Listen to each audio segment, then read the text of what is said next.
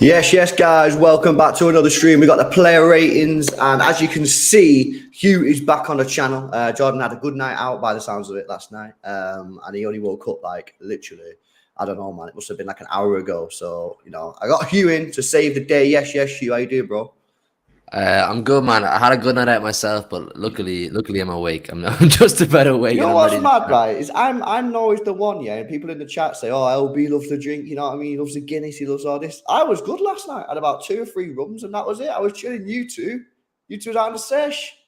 I know, man. I know. Listen, if I'd known I was going to go on live with you, I wouldn't have gone out. But listen, I'm here and I'm ready to chat about a big win down in Leicester yesterday. So I'm good, man. Thanks for having me on, by the way, as well. It's always good to be on City Xtra chatting to all of you lot.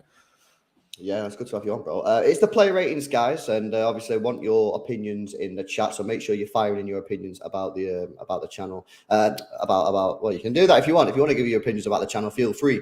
But about the players, we've got a super chat here from the Buffer. Yes, lad. Says Brighton 4-1, Chelsea was wild. That Liverpool 1, Leeds 2. Tottenham Hotspur last minute winner against Bournemouth for the 3-2. It was a mad day of football, mate. I watched the Liverpool game. I didn't watch the Brighton game because that started at 3, so we're still doing stuff. But the Liverpool one, I watched that last night, and I tell you what, mate, Leeds. I don't know if you watched it. Leeds were excellent. Like Liverpool were bad, but Leeds, credit to Leeds, man. They ran their socks off, bro. I don't know. Did you watch the game? Oh. I saw a bit of that Leeds game. Yeah, Leeds were they deserved the win, man. They absolutely deserved the win. Yeah. They put Liverpool under the cosh. Like I don't know what's happened to Liverpool. I'm seeing some of their fans now saying Klopp out. They're not happy with the style of play, the in-game decisions. It's great to watch. It's great to watch from a distance because on the Big Six last week or 2 weeks ago, Grizz gave me the whole "don't take the piss out of Anfield," Virgil's playground, all that bollocks. And then they go and lose to Leeds. Right, fair enough. You beat us. Great, happy days. But you got to back it up with a win against Leeds, man. You got to back it up. I know, mate. It's wild actually. I can't believe how bad they're doing this season. It's kind of mad. And Tottenham got very, very lucky yesterday. Put Bournemouth 2-0 up. But you know what they say, guys? 2-0 is a dangerous lead, and it proved it yesterday. Threw it away. They did. The goalkeeper had a bit of a mare in that Spurs game. But yeah, excellent day of football, and there's a couple of decent games on today as well. Good to see everyone in the chat. Who we got here? We got Millsy, yes. We got Lauren Ball. We got Sally, 46 Snipes, yes, Dashmesh. Who else? We got Andrew there as well. Total Shambles, Arsenal playing Forest today, bro. Buster Gina, yes. Good to see everyone in the chat, man. Hopefully you're all doing well. Do us a favor, man. Before we get cracking with these player ratings, make sure you drop a like on the stream. We've got nearly 200 people in already. Let's get those likes up past 100, man. So please hit that thumbs up button. Make sure you subscribe to the channel as well if you're new. I want to say a massive shout out to the guys at Manscaped. If you guys have not already got yourself a lawnmower 4.0 to shave the hair on your body, plus a load of other accessories to make it even sweeter, head over to manscaped.com and use code XTRA20 for 20% off and free shipping. And of course, don't worry, we'll play the ad in due course. Right, let's get into it then. Let's get into our player rating. So I always go through the stats of the player before we give our rating, Hugh. So let me go through the stats of Ederson here. Played 90 minutes in the game yesterday, made 5 saves. 4 of them were from inside the box shots. He had an 82% pass accuracy, which was much improved on his last game. Sorry, I just clicked off there. He made 6 long balls, 2 of which were successful. And that was it. So not much to do for Ederson. I actually think, bro, bar the bar the shot that he should have saved against Brighton, I actually think this season's possibly been one of his best seasons at the football club. I don't know what that is. I don't know whether it's because Ortega's come in and Ortega's providing real competition. I don't know whether it's because he got a bit of stick at the end of last season and he just feels that he has to elevate his game. But me personally, I can definitely see and feel a more confident Ederson and a more solid Ederson in goal. He gets a lot of stick, Ederson, doesn't he, for his shot saving Man. ability sometimes. I mean, we know how good he is as a footballer, and what he adds to our team is priceless. I have this conversation regularly. I say, like, what kind of goalkeeper do you want? Because the primary fundamentals of a goalkeeper are shot stopping and saving shots. But in the way we play in modern football, you need a goalkeeper who's a good footballer, essentially. And I mean, from what I remember from the game against Dortmund on Tuesday, the game we were at, I remember looking at Ortega and saying, this guy, he looks good. He looks the real deal. He looks confident. He backs himself. And I was thinking, that's what you need for Ederson. Ederson hasn't had a second man behind him who's as good as Ortega, who's going to put him under pressure. Because if Ederson falls off, Ortega's right behind him. He's up his arse waiting to come in. Yeah. And listen, big up Ederson, man. Big up Ederson. He's playing very well. I think it was Yuri Tielemans with that volley. What an absolute save that was, man, onto the crossbar yesterday against Leicester. Absolutely phenomenal save. You need the healthy competition in the squad, lads. You really need the healthy competition to put players under pressure. You don't want anyone feeling comfortable or feeling like it's their jersey every single week. So I'm very happy with Ederson. I'm very happy. I've always said I don't think he's the best goalkeeper in the world, but I think he's the best man for the way we play football. He looks so calm on the ball. He's able to pick out passes. We know how he is with long-range passes. I mean, he got an assist there recently. He's the perfect guy for us. Big up Ederson. Yeah. No, completely agree, man. And if you know that competition for every player in the team, you need competition. Do you know what I mean? And if you look at Ederson, he came in, he had Bravo behind him. Well, Bravo was not competition because Bravo was bought and flopped so bad that they bought Ederson. Ederson, Bravo's the reason Ederson is at this football club. So Bravo was never putting pressure on him. And I'm not being funny, and I don't mean to be disrespectful, but Stefan was never ever going to be real competition for me either. So for the last 4 or 5 years, however long he's been at the club, he's basically just fucking chilling out. And Ederson's already a pretty chill guy. You don't need to push him any further to relax. So I think the signing of Ortega was a masterstroke, and I definitely feel that you can see an improvement in Ederson's game. Let's move on to the player rating then for Ederson. Huge save on that Tielemans. Passing was decent. I think he made 1 or 2 other saves, which you probably expect him to make, but still made the saves. The Xtra Club have gone high on this year. The Xtra Club have given him a 9.4. And you know what? I'm going to give him a big fucking rating because we won 1-0. He kept that Tielemans shot out. He made a few other saves. His passing was decent. I'm going to go with that. Not often I go for 9s and 9.4s, man, but I'm going to hit him with a high score today. I think he deserves it. When a keeper does what he has to do, you have to give him a high score. Sometimes keepers don't have a huge amount to do. Leicester didn't put us under a huge amount of defensive pressure yesterday. Obviously, we saw they set up to counter-attack. They put 11 men behind the ball. They wanted to counter-attack. And every time they went forward, any pressure we were put under, our defense did a good job. And anytime Ederson was called upon, he did a good job. You have to give him his rating. And you can't rate a goalkeeper based on what he didn't have to do. What he did have to do, he did a good job. Like, that was a world-class save from Tielemans. It was a fantastic strike from Tielemans. He connected so sweetly. And Ederson touched it onto the crossbar. I mean, I know you guys don't hear the commentary, but when I watched it live, the commentators were absolutely astonished by it. It was a fantastic save. Give him his rating. It was sick. On that, Obeid has just gifted 10 memberships to the chat. Yes, Obeid. Appreciate the support to the channel. Guys, make sure you see some dubs in the chat. Make sure you say thanks if you got a gifted membership. I'm seeing someone like Mohammed Faisal, Lauren Ball, Likad Kanya, Janko, Bobby, Kiki, Zach Scram, yep, and John Webb, A1 there as well. Yes, guys. Appreciate Obeid there. With a 5 as well, says Hugh, I bet you'll enjoy the Big Six, Virgil's Playground. Haha. I mean, you mentioned it a few minutes ago. It's going to be a good one, that, bro. When is the next Big Six, man?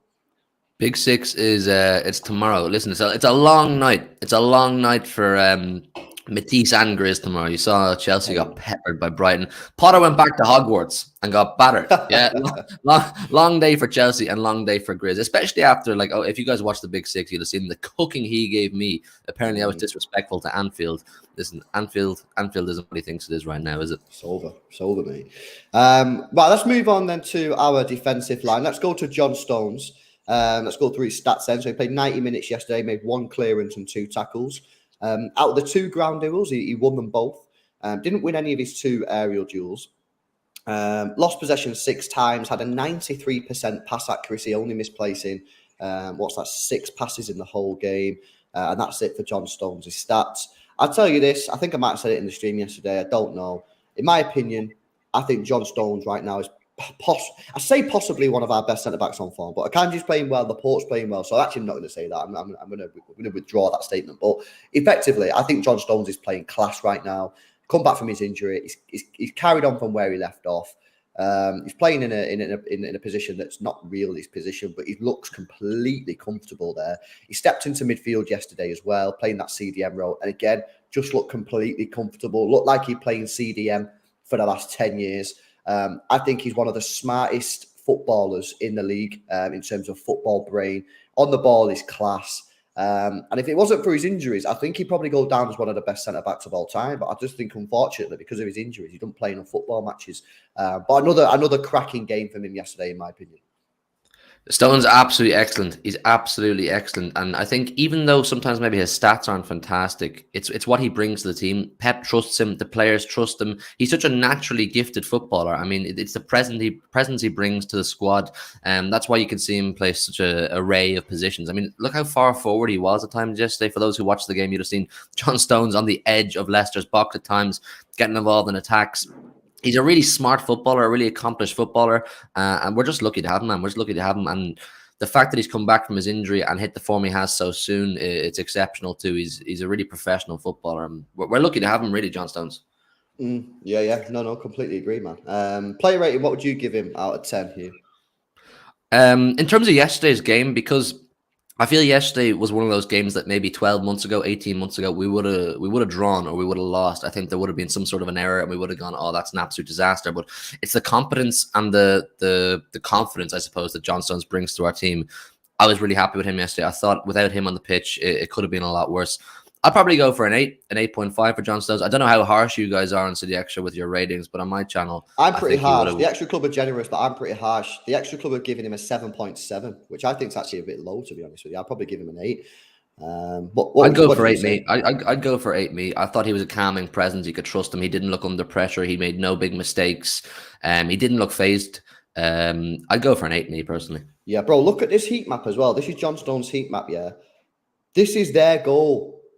He spent. Look at this, bro. That's not a centre half heat map. That's not a centre half heat. This is Pep. This is Pep Guardiola's football you're seeing right now. That is that's a centre half getting involved in attacks, getting involved in build-up plays. That's crazy.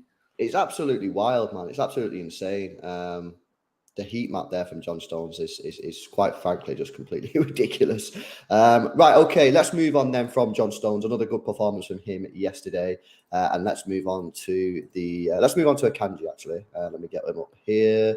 Where are you, Akanji? There you are. Okay, Akanji's stats from yesterday: played 72 minutes, of course. Did get subbed off, which is a little bit of a worry. We'll have to wait and see how bad that is.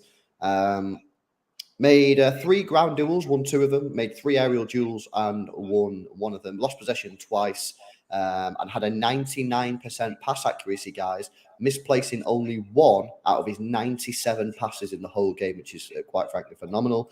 4 long balls and 3 of them were successful. So his only misplaced pass was a long ball as well. So he wasn't sloppy in possession at all. Had a shot on target, had a shot blocked as well. I thought it was another pretty solid game. I don't think any of the 2 centre-backs are going to stand out massively, Hugh. And the reason I say that is because they didn't really have a great deal of defending to do with the way that Leicester played. But he did what he had to do, and he did it well. You know what it is with Akanji, man? I've been bigging him up for weeks. And people or rival fans have always been saying to me, why are you bigging this guy up? He's done nothing to warrant being, getting so much praise. It's the fact that he's come in and fit in like a glove. How many players do we see arrive at Manchester City under Pep Guardiola and they take time to adapt? We're talking about it for Grealish. It'll be the same for Alvarez. He's getting used to his surroundings and his teammates and all that sort of thing. Akanji has come in and he looks completely in place. That's why I'm so happy with him. And I have all these people telling me he's got a mistake in him. He's got a lapse of concentration. You're going to see it soon. You're going to see it soon. I haven't seen it. I haven't seen it. He's playing right back. He's played centre half. Granted, he's probably much better at centre half, but he's competent at right back. And after the Liverpool game, they were saying he got roasted by Jota. Jota didn't score. There was no absolute calamities. Maybe 1 or 2 times Jota got past him. Akanji is a player that we needed. We needed him to come in, and he was going to be 4th or 5th choice centre half. And he said, right, I'll take that role to sign the contract. But watch me in training. Watch me when I got my opportunities. I'm going to take it. I'm going to push for that starting 11. And now we're all happy with Akanji. I'm perfectly happy with him. I think he's turned out to be a shrewd signing, Lewis. He's a shrewd signing. To be 17 fair, million? Yeah, 15 million it was.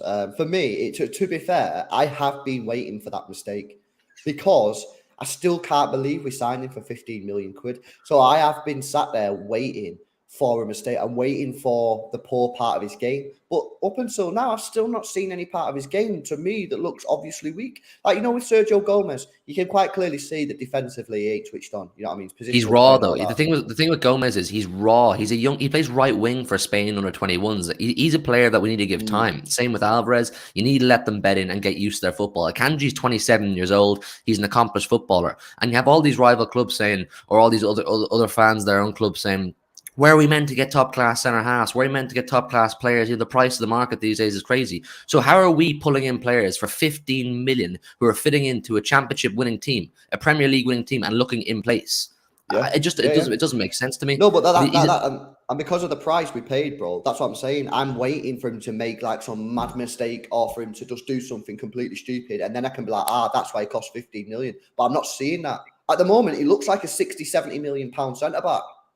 And no one can laugh at that because it's true. Because why is he not? He's good on the ball. He's good in the air. He's, you know what I mean? I don't know what he's meant to be shit at. He's good. I've seen him do a few slide tackles that he's pretty good at as well. He gets involved. He gets stuck in.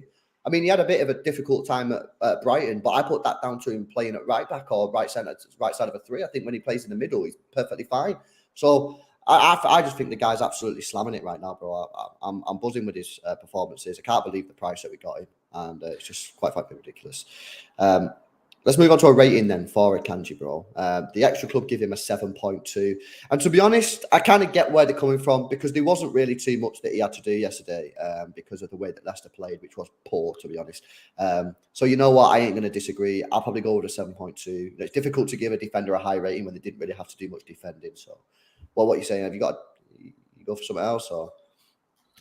I think a 7.2 is a fair rating. It's kind of hard to give a defensive player a particularly high rating when they didn't have a huge amount to do.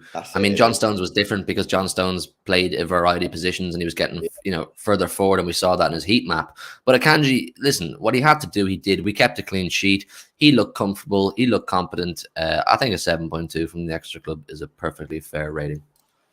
Buzzing. Obey with a 5 says, this is about you on Big Six later, bro.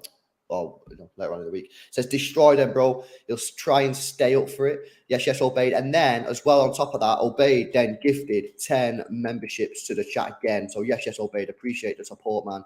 GG's to everyone in the chat. If you guys want to become an Xtra Club member, the easiest way to do it is just hit that link in the description or click the join button below. But if you don't want to do that, you want to hope you get a gifted, you got to get active in the chat. YouTube have said the more active you are in the chat, the more chance you have of getting one. It is completely random, but get active. You've got a chance of getting one there. Harsh says, glad to be back on the show after a while. It's a statement win for us. I heard people talking. We're too much rely on Erling so we can get the results without him. We are a good team. Correct, bro. Correct. That's what you have to do. We have to grind results out when he's not there. You know what I mean? Don't matter if it's 3-0, 4-0, 5-0. I don't really care, to be honest. Just get the win.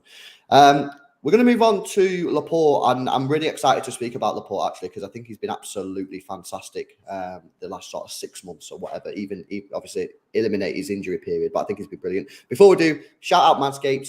You know what to do. Kiwis in the chat. Let's go. 85% of partners prefer a man who is groomed below the waist, and 96% of partners think bad grooming is a major turn-off. That's where Manscaped have come in to help us all out, including myself, lads. The Lawnmower 4.0 is a trimmer specifically designed with our crown jewels in mind. It has skin-safe technology to reduce those nicks and cuts and gives you the maximum confidence while trimming below the waist. It's also IPX7 waterproof rated, so you can operate in wet or dry conditions. It has a premium 7,000 RPM motor with quiet stroke technology and a massive 90-minute battery time, which is supported by its wireless electromagnetic charging function.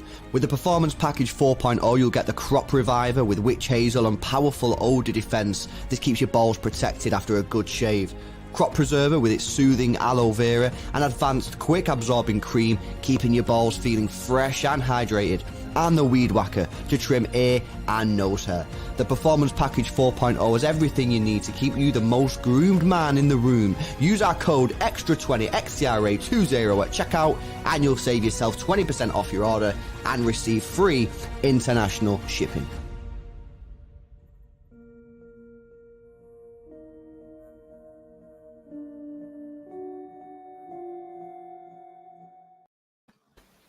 There you go. That has got to be the best advert on the whole internet. Right, let's move over to what's his face, Laporte, who I think's been brilliant. But let me start off with his stats, guys. Played 90 minutes, made 2 ground duels, won one of them, had 5 aerial duels and won 4 of them. SofaScore says that he made 1 error leading to a shot, which I can't fully remember. He made 107 passes and had a 90% pass accuracy, made 1 key pass in the game, 1 shot off target, and 1 dribble attempt unsuccessful. Again, a little bit like Akanji. I'm not going to go too crazy on him in terms of this game because he didn't really have too much defending to do. However, it was another extremely solid performance from Laporte. There was one dodgy moment right at the end, which I proper lost my rag at, actually. If people who was in the watch-along might remember it, was the bit where like a couple of minutes to go, and he tried taking on a player on the edge of our box, and I was just like, you should have just gone long. Other than that, another solid performance. He has been superb for a long time now, like proper mint. At the end of last season, he was a warrior. He carried us to the title. Not enough respect was put on his name, so that's why I'm constantly raving about him. And since he's come back from his injury, he's looked really good. And you know what? He's probably not even at his best yet because he's only played, 3 or 4 games since he's come back from his injury. It was a big injury. So I just can't speak highly enough of this guy right now. He's absolutely exceeded all my expectations coming back from his injury. And he's got the centre-back spot. I think he's brilliant. He's been our best centre half for about 12 to 18 months. I mean, he moves in silence. For me, Laporte, he moves in silence. Obviously, Diaz gets most of the praise for his leadership skills and his leadership qualities. John Stones gets a lot of praise for his footballing ability. We spoke about that. Laporte is just a warrior. He's an absolute warrior. I mean, for the last sort of 10 games of last season, he limped over the line. On one leg. He was playing injured most of the time to get us to that title. And he was absolutely solid as well. If you remember back to last season or towards the end of last season, it was shaky. The draw at West Ham, we weren't putting in our best performances. We were literally forcing ourselves over that line to win that league. And he was absolutely integral to that. And he's playing good. I mean, there was that one sort of area you spoke about there as well. That'll come with sharpness. He's not sharp either, Laporte, but he's still so good that he can come in and do a decent job as well. It's the exact same with Akanji. You can't rate too highly. You can't rate too low either because they didn't have a huge amount to do. But listen, having the competition we have in that area of the pitch between Akanji, Laporte, Diaz, Stones, we're absolutely blessed to have these 4 centre halves. And Nathan Ake too. Big shout out to Nathan Ake. He's been fantastic. He's really. I actually, just a quick one on that, bro. I thought Nathan Ake could have considered himself very unlucky not to start yesterday. I do. I thought, especially because they were playing counter-attack football, I thought he'd maybe play a little bit like he did against United. When he played the fast centre-backs with Akanji and Ake. So I think Ake can consider himself very unlucky that he didn't start yesterday. Ake's been one of those players that took a little bit of time to get his opportunity, but when he got his opportunity, he took it. He looks absolutely cool, man. I'm perfectly happy with Nathan Ake, and it's just competition to win a league title, lads. You need competition in all the main areas in the pitch, or pretty well every area of the pitch, and we have a perfect complement of centre halves who can all step in. They're all versatile. They can all do jobs in different areas. Laporte's no different either. They're all doing a great job. I mean, I can't praise them much higher than that because they didn't have a huge amount to do yesterday. But it's looking good in that area of the pitch. It's looking good. I mean, we usually have a big centre half crisis, don't we, in terms of injuries? There's usually 1 or 2 of them has a pretty lengthy injury. So the fact that we have these players that can step in, and they would all consider themselves starting 11 players. They would all consider themselves good enough to be starting 11. They don't look at the starting 11 and go, oh, fair enough, I'm probably not as good as him, or I'm probably not as good as him. They all back themselves, and that's why they're part of our squad.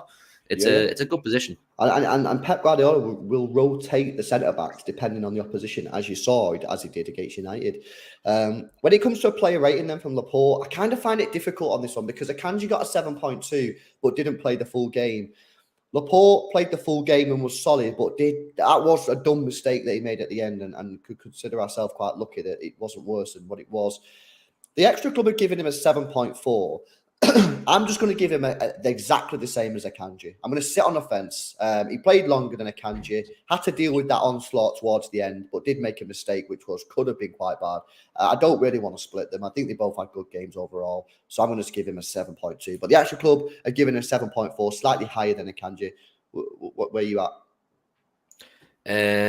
Yeah, I think if you're going to give Akanji a 7.2, you kind of have to give Laporte something very similar, if not the exact same.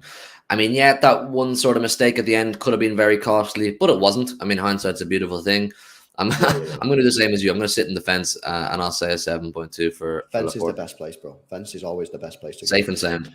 Obey with another 5 gifted. Yes. Obey going mental already. It's only 11:30 in the morning in the UK, man. So yes, Obey. Guys, make sure you smash the GGs in the chat, the W's in the chat. Make sure you thank Obey if you are lucky enough to get one of those memberships, guys. And again, make sure you get active in the chat. This week, by the way, possibly the biggest week ever in terms of Xtra Club content. Like, watch-alongs are off the chart, man. Like, seriously, now is the time to join if you're not already in it. Right, let's move on then to the left back, João Cancelo. His stats for the game: played 90 minutes, made 1 interception, had 4 ground duels, won 1 of them, had 2 aerial duels, won 1 of them.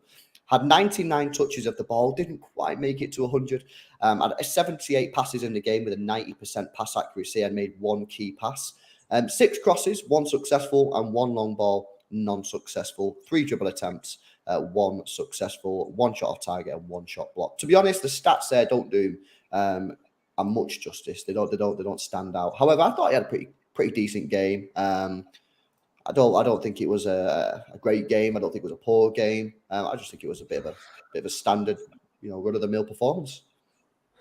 You know what it is with Cancelo? He's an extremely unique player. I think there's 2 players in this team that I say are irreplaceable because of what they offer to the team, and that's Bernardo Silva and João Cancelo. He's, for me anyway, I've been saying for a while, I think he's the best fullback in the world right now. Obviously, there's a question mark over his defensive abilities because sometimes he does lapse in concentration on his defensive side of things. But just quickly on that one. So I don't think that's right then. So I don't think it is his defensive abilities. I think it's more the second thing that you just said. I think it's his concentration. I think defensively, I think he's fine. I think going into tackles, I think he's good. I think in the air, he seems pretty decent. I think it's his concentration, which, yeah, some people will just say, yeah, that is defending. But I don't think I think it's a separate thing. I just think sometimes he's a bit dumb. He doesn't use his brain and then he switches off or makes a poor decision. But I think defensively, I think if Salah's running at him or something like that, I think he's got the ability to tackle the guy. I think he's good enough. I think he just does stupid stuff sometimes. And that's why he frustrates the hell out of me and probably you and other City fans, because he has the potential to be both solid going forward and solid at the back. He just does stupid stuff. I don't think there's many complete fullbacks in the world right now. I think Reece James is quite close to it. He's very good defensively and he's quite good going forward too. I mean, I just want to ask you what your thoughts on the Salah goal against us. What would you put that down to from João Cancelo? Do you think it was a concentration thing or a defensive? I think he's poor decision making. I think that if you're looking at what he's done, I think I think at first he's thinking, I'm going to stay back a little bit, you know what I mean? Let the ball come towards me. And then I think he's realised that Salah's going to get there. And then he thinks to himself, I don't want to be one-on-one with Salah. So he's gone, I'm going to go in for it. But the way he's gone in for it was stupid. Do you know what I mean? Like he's tried to put a foot in there and nick the ball, which he always tries to do. And as soon as that happens, he's on the floor. Salah stuck it round him. See you later, pal. I think it's decision making. That again, it's just a decision making. If you look at the Salah goal in Anfield last time when it was 2-2 and he scored that wonder goal, he tried to nick the ball. He tried to nick the ball for the other goal. He tried to nick the ball for the Harry Kane 3-2 winner at the Etihad last season. This one was similar, but I think he's tried to nick it for a different reason. He's tried to nick it because he doesn't really want to be one-on-one with Salah. I think in that situation, he just needs to. You could put that one down probably to defending. That is poor defending, but I still think it's more decision making. I think his decision making is poor. I said after that goal or after that game on my stream, I said I think Kyle Walker probably does a much better job there. I think Kyle Walker uses his body and he's a much smarter defender. Kyle Walker, I think he's the much more complete defender. But like I said, I think Cancelo's so unique. What he offers us going forward, he frightens the life out of defenses. And having him in your team every single week I think it's huge. He's a huge part of our attack. He's so creative in what he can do. You can't take Cancelo out. I do agree. I don't think he's a poor defender. I just think there's a question mark over it. We're not sure. We're not really sure if he's a good defender or a bad defender. I think he has his moments, both good and bad in defense. Like I said, he could have done a lot better in that Salah situation. Maybe give himself a yard or a step back a little second. But it's his offensive qualities that you need from João Cancelo. He's a super player. Yeah, no, for sure. Right, the Xtra Club have given Cancelo a 7, sort of like a run-of-the-mill performance, and that's a pretty standard rating. So again, I don't often agree with the Xtra Club ratings. I'm normally quite a bit off, but that's I'm going to agree with that. I think that's fair rating. Didn't do too much wrong. Didn't do too much going forward. So, what do you think? You all right with that? Yeah, somewhere in the middle. The 7's a pretty fair rating for Cancelo. Let's do it. Right, let's move on in the middle of the pitch then. Let's go to Rodri. Rodri playing in that midfield position. Played 90 minutes in the game. Had an 89% pass accuracy with 1 key pass. 7 long balls. 6 were successful, which is quite high. 1 shot on target. 2 shots off target. Very, very close to scoring actually at 0-0. When Bernardo Silva cut the ball back to him. He had 2 ground duels, won 1 of them, 3 aerial duels, won 2 of them. Got fouled once, lost possession 10 times, made a couple of clearances and a couple of interceptions. Again, just a pretty standard performance from Rodri. I don't think it was a game that you'll go, oh, that was absolutely boss from Rodri. I think it was just a good performance from him. You know what I mean? Didn't do too much wrong. Almost got on the score sheet with that shot, as I said. Helped out defensively with a few headers inside the penalty area. But yeah, I thought it was all right. I think it was for me, it was just a standard performance again, and I think we'll say that about most of these players. I think it was a good performance from Rodri, but we say it was a run-of-the-mill performance because we know how good he is. He's another one of these players that took a little bit of time to grow into the shirt and get used to the system. But for me, he's a Rolls Royce. He's an absolute Rolls Royce of a defensive midfielder and this modern day CDM that we like to call it.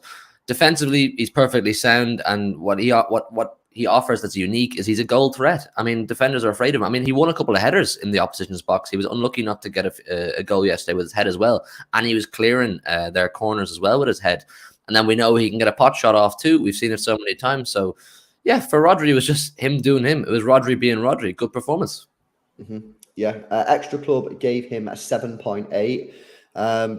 I'd probably go like 7.5, to be honest with you, but not too far away there. Xtra Club 7.8, I go 7.5. Where you at, bro?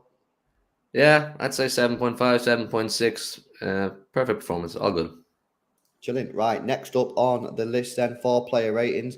Let's go to, we'll save Kevin De Bruyne for now. Let's go over to Ilkay Gundogan. He's had a little bit of, I would say criticism, but people are getting frustrated with some of his performances. So let's go through his stats. Played 90 minutes yesterday, 40 touches, 35 passes with a 91% pass accuracy. Only misplaced 3 passes.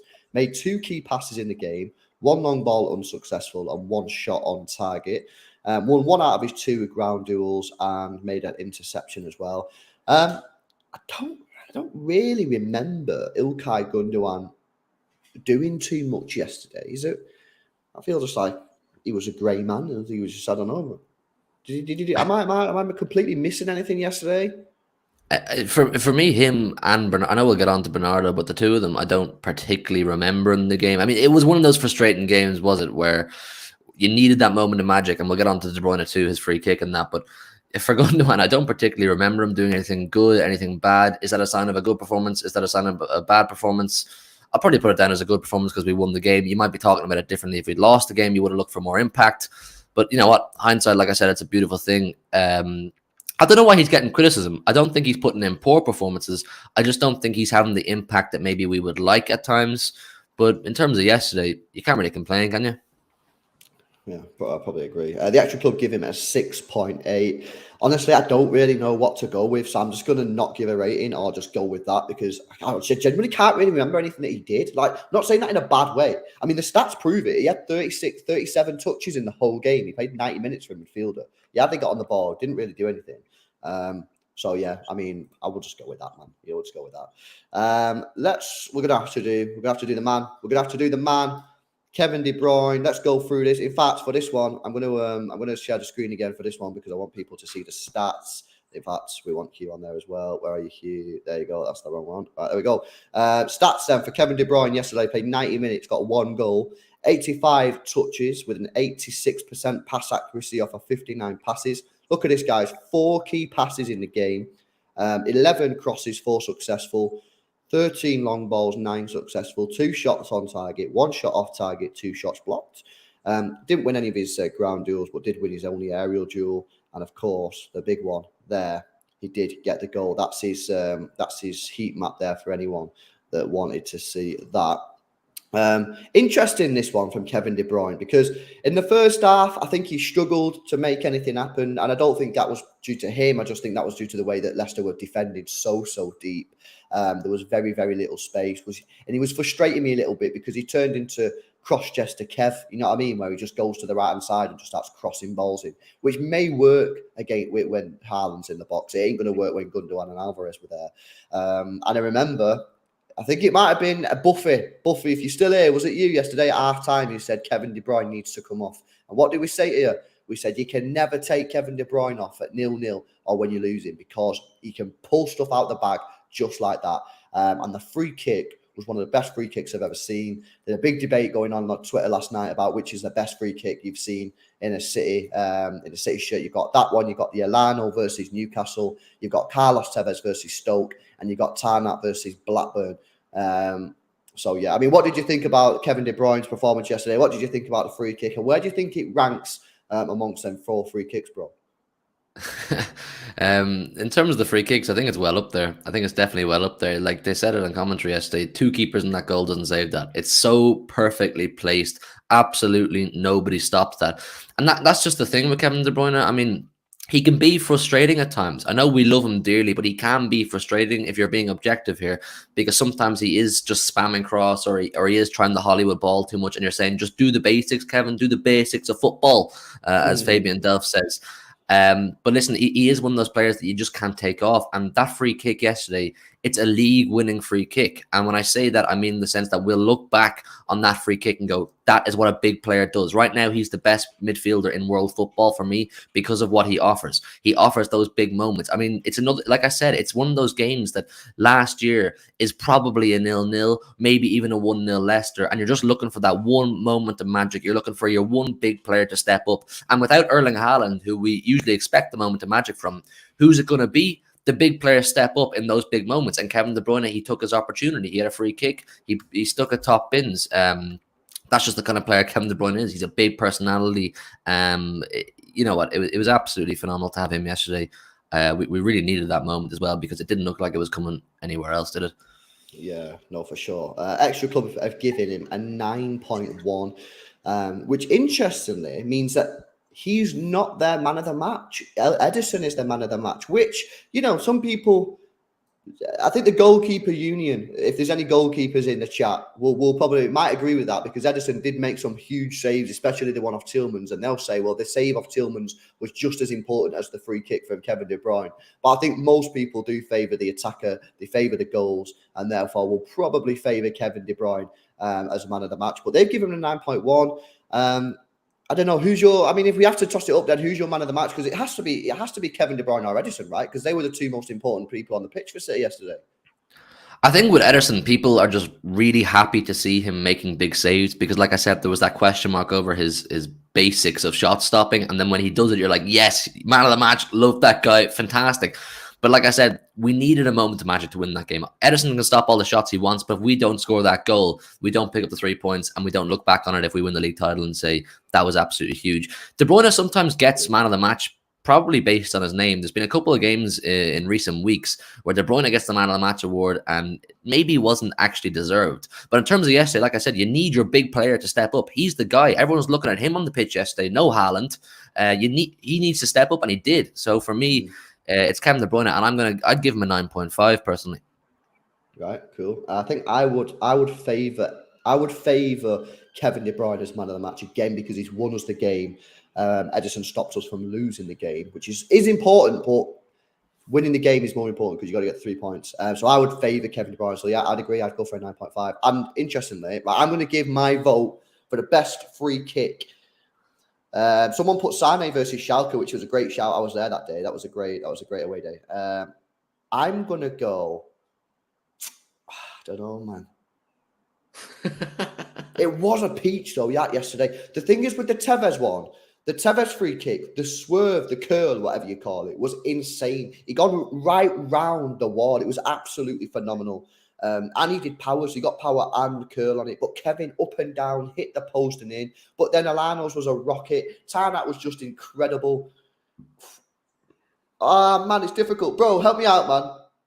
What are you saying? I don't know, man. They're all so different. The Alano one was just so satisfying, wasn't it? It was an absolute bullet. It's one of those ones you'd love to hit yourself. And I don't know, for recency bias, I'm just going to give it to De Bruyne. I love the guy right now, and hopefully it's one that contributes to winning a league. I'm just going to give it to De Bruyne. Me. To be different, I'll go Tevez, man. I go Tevez, but they're all great free kicks, and the Sane one very unlucky not to be on there because that was a really important one as well. To win the match. Okay, we got Obeyed with a super chat. Says, can we know what the watch alongs are so we can arrange the time? It'll go up on the community channel today, so keep your eye out for that. And we're going to finalize the game, so it'll go up on the community channel. Dave Rocky with a 5 as well there. Says, Pep called out KDB's performances lately. Yesterday, Pep said that Kevin is back. Scary that he's leading the assist charts and he wasn't 100%. I've been saying that all season, Dave. You know what I mean? I know you're a regular viewer of the channel, so you know I'm not gassing. I've been saying that he's not been at his best all season. And yeah, I mean, probably say he's still not at his best, to be honest with you, but he's probably not far off it, and he's going to absolutely destroy the assist record, mate. He's absolutely going to destroy it. And then Obeyed with another 10 gifted memberships. Yes, Obeyed. Thanks a lot again for the support for the channel. GG's in the chat, Dubs in the chat. I can see you've already put the Dubs in there. Love to see that, guys. Love this community, man, and thanks a lot, Obeyed, again for the donations and the gifted. Right, let's move on to. Let's go over to the right-hand side, yeah? We'll go to Bernardo Silva. Played 90 minutes in the game, one shot on target, which was Kevin De Bruyne tried to cut it back and he low-drilled it straight to goalkeeper. 5 dribbles, 2 successful, had an 89% pass accuracy, 1 key pass, 6 crosses, 1 successful, 3 long balls, 2 successful, 8 ground duels, 2 successful, and didn't win his only aerial duels. Again, I think he did all right on that right-hand side. I always say, when Bernardo, right, plays on that right-hand side, he is good, don't get me wrong, because his technical ability is really, really good. He can dribble past players. I think he holds the ball up really well. I think he looks a threat on that right-hand side. But what's the main quality of Bernardo Silva? What's his main quality? Well, his main quality is the energy that he gives, the relentless, non-stop running that he gives.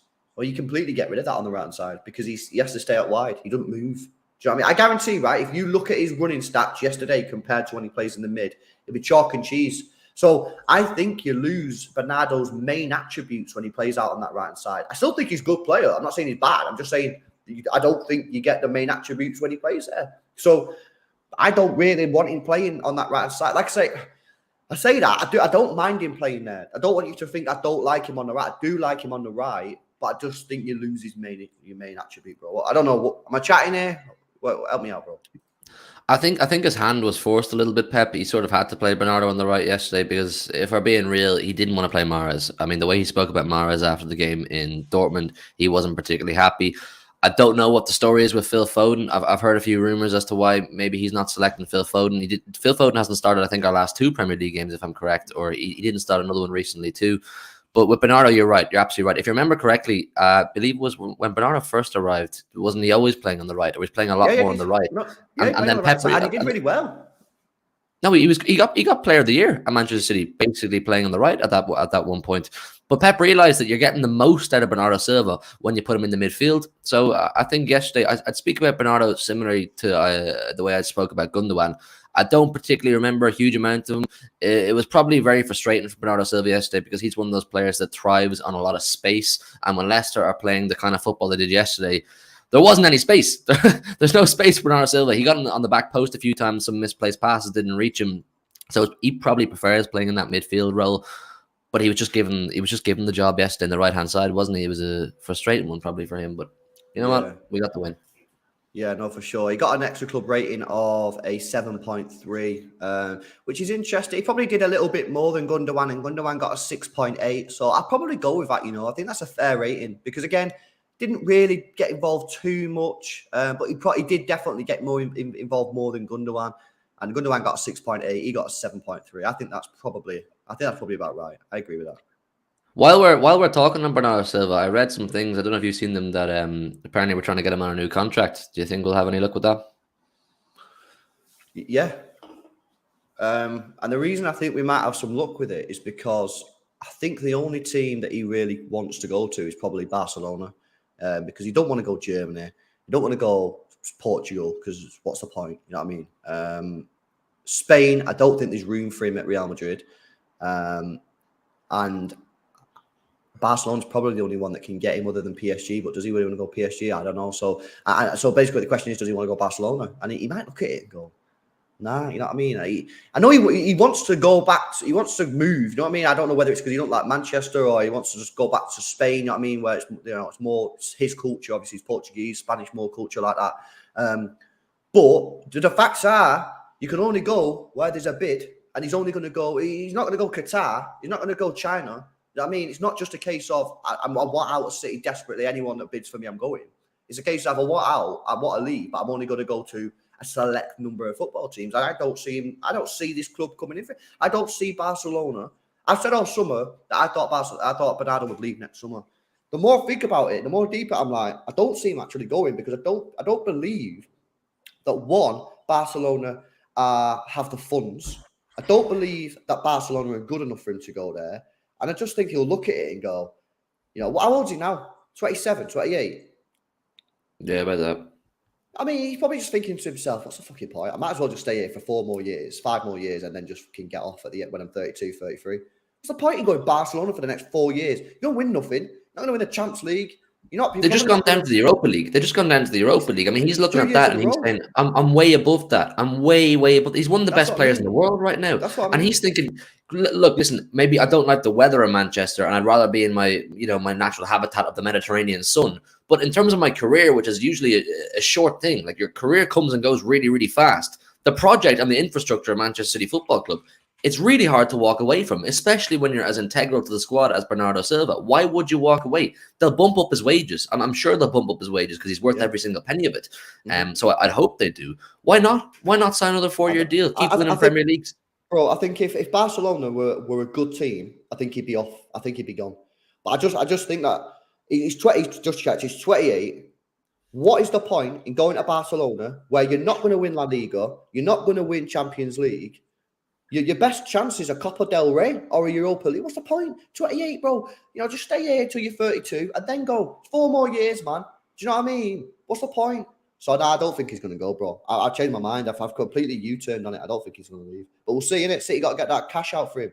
And then maybe that'll change his mind. Big up Stumpy as well. Yes, Stumpy. I appreciate the 5 gifted. Thanks a lot, bro. Long time viewer of the channel. So thanks a lot for all the support there, bro. I appreciate it. Let's go to, I think we've got 2 players left. So let me get these stats up then. Let's go over to Jack Grealish. Again, loads of talk about Jack. He must be the most talked about football player in world football. 90 minutes played, 0 goals, 0 assists, 0 shots on target, 0 shots off target, 0 shots blocked, 0 dribble attempts. You think I'm capping? You think I'm capping? I'm going to get it up on screen, bro, because people are going to think I'm taking a piss in it. Yeah, one sec. Let me go. Is it that one there? Yeah, it is. Okay, there we go. No, you don't believe me. Yeah, there we go. 90 minutes, 0 goals, 0 assists, 0 shots on target, 0 shots off target, 0 shots blocked, 0 dribble attempts, 81% pass accuracy, 3 key passes, 5 crosses, 1 successful, won 4 out of his 8 ground duels, 3 out of his 3 aerial duels, lost possession 17 times, made a couple of tackles. This bit here, that's pretty grim, yeah?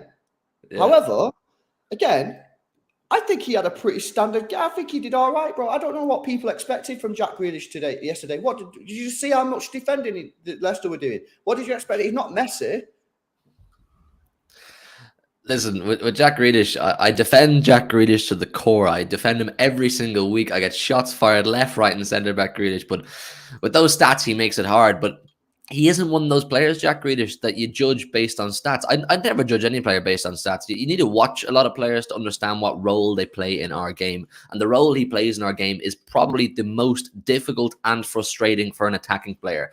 If you watch our games every single week, our opposition always have 2 and 3 players marked up on Jack Grealish. He's marked out of the game, and that suits us because then we've got more space over on the far side of the pitch. It gives other players opportunity to thrive. It's a tough one for Jack. I mean, I don't know. Yesterday, like you said, we said it for all the attacking players, 11 men behind the ball. What do you expect for Jack Grealish? I mean, in the second half, I thought he was a lot better. He started moving towards the center of the pitch. He made a few good runs from our half towards their box. But it's tough. Like, it's really frustrating. I don't know what you expect people like Jack Grealish to do. Man told us it wasn't. So Man City bought me. It wasn't for my stats, right? So I show you the stats and people start laughing and crying about it. Bro, man told us, don't look at my stats. Don't look at it, man. In fact, he's going, LB, get that off the screen now. There we go.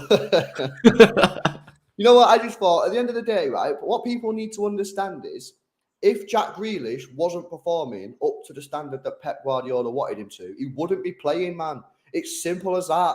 Pep Guardiola must be happy with what Jack Grealish is doing on the football pitch, guys. Otherwise, he wouldn't be playing. It's simple as that, man. Yeah, and I do agree with Jack Grealish. His stats have always been poor. His stats have never been good. So he is right. You know what I mean? And at the end of the day, he did win us a free kick. He won us a free kick. That should be an assist, man. I'm going to start a petition to change the rules, isn't it? Help his stats out a little bit, bro. Right, player rating then. Jack Grealish. Where's he at? The Xtra Club give him a 7.5. It's kind of difficult because, again, you know, he didn't really do too much, but he did win the free kick for the goal. So I think you're going to get all sorts of fucking. The chat's going to go mad. I mean, we've got Rune Dogs with a 3. You're going to get some wild score. What are you saying? I'm going to give Grealish an 8. An 8. He won that free kick. He frustrated the life, or he did his role. Sorry, we just spoke about what his role is in the squad and why Pep Guardiola keeps playing him every single week. He did what Jack Grealish needs to do. And it's a tough job. He didn't have our big striker beside him. He didn't have a Mahrez or a Foden on the far side. I say every single week that I think Grealish, Haaland, Foden is the best front three because they all offer different things and they complement each other. Yeah, I'm going to go with an 8, man, but I'm a bit biased because Jack Grealish is one of my favorite players right now. I defend him, man. I absolutely love him. Oh, so that's even for me, that's pretty high, bro. But you know what I mean? Your opinion, bro. Game's all about opinions, isn't it? Right, final player then from the starting 11. Let's get on to him. Where is he? There he is. Alvarez. Started his game yesterday. I found it. Right, I'm going to give you the stats first of all. Played 77 minutes. Obviously, they're the stats. Same as Grealish. 13 touches. Right, 13 touches. Man thinks he's Haaland. What? I didn't think it was that bad, bro. 13 touches. Look at his pass accuracy. 89%. Only misplaced 1 pass in the whole game. David Silva, war legend. 1 cross, unsuccessful. 3 ground duels. Didn't win any of his tackle. I mean, the stats are grim. I'm going to get rid of the stats, man. You know what I mean? I'm going to get rid of the stats because, in fact, they were on the screen. Thank God, because they were poor. Alvarez yesterday. I think he's getting really unlucky. I think he's getting. What did you think about his performance yesterday, bro? It was a tough one, wasn't it? It was a tough one for a striker. I mean, there was, like we said, there was no space. There was nowhere for him to get it, for him to go. He's learning his trade, man. And the thing is, with Alvarez, you have to remember the bigger picture here. He's just off the back of a full season in Argentina, who play at a completely different calendar to us. So he's basically playing 2 seasons back to back with no break. So you kind of have to manage Alvarez. You can't just throw him in the starting 11 as soon as he came from River Plate and say, bang. It's not going to happen. He just needs time and he needs opportunity. I mean, we're so blessed that Erling Haaland has hit the ground running and he's fit in and it's looking great. But that's not a realistic expectation. What we've seen with Haaland, you can't expect from Alvarez. Any striker who came in was going to take time to get used to their surroundings, get used to playing the way we play football. So it's a frustrating one for him. I mean, people who watched the game yesterday and even the one we were at in Dortmund the other night, he didn't play great. If we're looking at those games solely, he didn't play great. But we know why that is. He just needs time, man. He's raw. He's young. He's come from a different country, a whole different calendar football year. I don't know, man. I give him time. I feel a bit bad for him. It's a frustrating one. I do. Well, let me tell you why I feel bad for him. I've said this on a number of occasions, but obviously, always getting new people in the stream and that. So let me tell you why I think he's had a bad time and maybe unfairly judged. Right? When I talk about players having minutes, right, and I know some of you heard of this in the watch along yesterday, so just allow it here because they're just obviously doing it for the new people. And I think it's important to say, right, when you talk about having minutes and making an impression, you can only really make an impression in what I call quality minutes. This is not a quality minutes. 4-0 up, 20 minutes. You know what City do when they're 4-0 up with 20 minutes to go? They shut the game down. Dead. 30 minutes. Dead. This is first start in the Champions League. These are quality minutes because obviously we need to win the game. It's match day 3 of the Champions League. We have to win that game. He starts the game, scores a goal. This game here against Copenhagen starts. Some people might say they're quality minutes. I disagree. Gomez got sent off after 30 minutes. The game was over. So basically, it's just like this. He played 30 minutes because of the rest of the game. We had 10 men. This game, I would also say, I agree didn't have the best game, but I wouldn't say this was quality minutes because this game was dead. Both teams shook hands before the game, man. They accepted the 0-0. You know what I mean? They didn't want to play. So, and again, he played with Haaland. He didn't play on his own. So I would say this really, some people might disagree on that one, but I'm going to give him the benefit of the doubt and say they're not quality minutes. So out of the Champions League, I would say he's only had one game with quality minutes and he scored. You look at the Premier League, not quality minutes, not quality minutes, not quality minutes. First quality minutes against Nottingham Forest. Look, boom, guy gets 2 goals, mate. Not quality minutes, not quality minutes, not quality minutes, not quality minutes, not quality minutes. These are quality minutes, but against a really, really difficult opposition. I think even Erling Haaland would have struggled scoring yesterday because of the way that they defended. So, you know, some people might disagree. Everyone has their own opinion, but I just think at the moment, Alvarez, when he's played in quality minutes, when he's played in games where the team is playing for the win, he scored goals. The only time he didn't was yesterday, and he played against a heavily, heavily defensive Leicester side. And funny enough, as soon as Leicester started coming out and attacking us, he was subbed off for the last 10 minutes. So the only 10 minutes of that game where really he had some space to work with, he wasn't on the pitch. So I felt a little bit sorry for him. The Xtra Club had given him a rating of 7.3. I'll probably back that. I think that's probably fair. But again, you know, I just feel give him time, man. Give him time. I think he'll come good, innit? I just echo everything you said. He hasn't got quality time or quality minutes, as you say, and you're absolutely right when you say I don't even think Haaland scores yesterday. I'm being totally real when I say I don't think he scores. Is there any moment in that game where you said, "Oh, Alvarez should have done better, or he should have took that, or he should have done something different that Haaland would have done differently"? No, there was no real opportunity for a striker to flourish yesterday. It was one of those really tough games, tough to watch, no space, completely congested. We needed that moment of magic from De Bruyne to get those 3 points. That's why he's our man of the match. Alvarez couldn't do much more. We need to give Alvarez time. I hope he plays against Sevilla midweek. And I think that Carabao game against Chelsea is a good opportunity for him to play as well. Listen, I think a 7.3 is a fair rating for Alvarez. Just give him time, people. Be patient with Alvarez. Yeah, no, for sure. Langdon Sweet, member for 8 months, says Jack Grealish needs to improve. Mahrez was never a stats player like him last 3 years. His stats were so good. Mahrez's stats have been good, yeah, for a long time. Obeid again with another 10 gifted. I've only just seen that. Yes, Obeid. Thanks a lot again for the 10 gifted. GG's in the chat, Dub's in the chat, and good luck to everyone who's not a member. Big week of content coming. Harsh with a 400. Let me get this one up on screen, actually. I can pull this up. There we go. After seeing Liverpool's match yesterday, I felt disappointed and sad because we had an opportunity to win at Anfield and we blew it away. By the way, Hugh, make sure tomorrow at Big Six you roast perfectly. That football is a humbler, my guy. Yes, Harsh. I'm sure he will, man. I'm sure he will. But yeah, don't forget about the Liverpool one, bro. It's done, isn't it? We're chilling. It's top of the league, maybe for a couple more hours. I'm just going to quickly run through the subs at Pep Guardiola and the ref. So we had Ruben Diaz came on. Looked pretty solid. However, there was a moment where Iheanacho put the ball over the top for Daka and he looked a little bit out of position. But they actually give him a 7.2. Phil Foden got a 6.6. Pep Guardiola got an 8.4. The referee got a 5.1. And VAR, that didn't really do much, to be honest, got a 3.2. That just sums up everyone's hatred for VAR. Bro, give me your opinion now on just sort of where we're at the season. Go top of the league today. Obviously, Arsenal playing Forest in a couple of hours. We're in a healthy position. 9 wins, 2 draws, 1 loss. Things are looking good, innit? I think with the way Arsenal started off this season, they started with a bang. You know, they started with serious vengeance. They were looking good.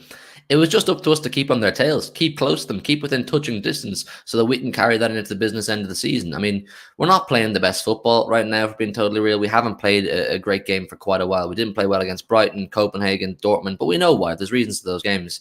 the season's going fine, people. The season's going fine. Bring it to the business end of the season where we know we have the experience. We can turn it on when it really matters. We can go on those game-winning streaks and do our thing. Then I think it's grand. We've got a decent fixture run now up until the World Cup. I think we play, who have we got? We got Fulham and Brentford in the league. Both winnable games, 6 points there. Take it into the World Cup and go again after the World Cup. It's all calm, bro. It's all calm. We're doing fine. Let's see what Arsenal can do, man. The baton has been handed over to Arsenal. Have they got the bottle? The question is not about Man City, because we know that we're going to be there or thereabouts. We know that City will get probably over 84 points this season, probably, which will put us in that contention for the league.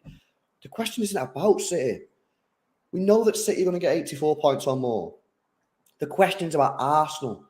Are Arsenal going to get 84 points or more? And if they do, how many points are they going to get? And then we can talk. It's not a question not about City. It's about Arsenal. Dave Rocky with a 5. The only chance Haaland would have scored was the De Bruyne counter at the end, and he played a good pass but couldn't reach it. That's true. That is true. But who knows? He might not even been on the pitch at that point. But it was a difficult one. It was a difficult one yesterday for Alvarez. Right, okay. I think we're going to wrap it up there, guys. Been another good player ratings. Thank you very much for joining it. For this slightly earlier one, man, I got some stuff to do this afternoon, so I couldn't do it at the 2 p.m. So I appreciate everyone getting out of bed earlier, especially people that are in the States and that, man, where it's probably early days. So I appreciate that. Obviously, massive shout out to Hugh for jumping in. The guy jumped in with like an hour's notice, mate. Guy was on a Guinness last night. I gave him an hour's notice, and he was like, "Yes, I'm coming on." And just massive thanks for that, Hugh, man. You're proving a legend in these last couple of days. I'd only do it for you, and I'd only do it for the City Extra community. I wouldn't wake up with a hangover like this and say yes to absolutely everyone. So listen, for the Xtra Club and the City Extra community, 100%. You've always got me. Dubs. If you guys want to see more of Hugh, obviously he's on the Big Six, repping City on now, always doing a sick job. Does have his own YouTube channel as well, 1894. What's it called again? I fucking hell. 84 Night Blues. 84 Night Blues. The 1894. The 1894. That's it. In fact, let me. I'll put that in the description. I said I was going to do it last time, but I forgot. Let me put that in the description, guys. And we're pushing for 5K at the minute. We're trying to hit 5K. Let me whack that in the description there. 1 second before we go. Right. Boom, boom, boom. There you go, guys. Second line of the description. If you could go and subscribe to a huge channel, man. You want to see some more City content. That's what it's about. Supporting all the community, supporting the City community. That's what it's about. Enjoy the rest of your day. No watch along today for the Arsenal game. Like I say, I've got busy stuff today. I got busy. That's why I had to do the stream a little bit earlier. But possibly we'll go live tonight, just chatting, see what happens in the Arsenal game. And yeah, other than that, enjoy the rest of your day. Enjoy the weekend. Stay at the top of the league for at least for a few more hours. See you the next one. Peace out. See you in a bit. 85% of partners prefer a man who is groomed below the waist, and 96% of partners think bad grooming is a major turn-off. That's where Manscaped have come in to help us all out, including myself, lads. The Lawnmower 4.0 is a trimmer specifically designed with our crown jewels in mind. It has skin-safe technology to reduce those nicks and cuts and gives you the maximum confidence while trimming below the waist. It's also IPX7 waterproof rated, so you can operate in wet or dry conditions. It has a premium 7,000 RPM motor with quiet stroke technology and a massive 90-minute battery time, which is supported by its wireless electromagnetic charging function. With the Performance Package 4.0, you'll get the Crop Reviver with witch hazel and powerful odor defense. This keeps your balls protected after a good shave. Crop Preserver with its soothing aloe vera and advanced quick absorbing cream, keeping your balls feeling fresh and hydrated. And the Weed Whacker to trim ear and nose hair. The Performance Package 4.0 has everything you need to keep you the most groomed man in the room. Use our code XTRA20 XTRA20 at checkout and you'll save yourself 20% off your order and receive free international shipping.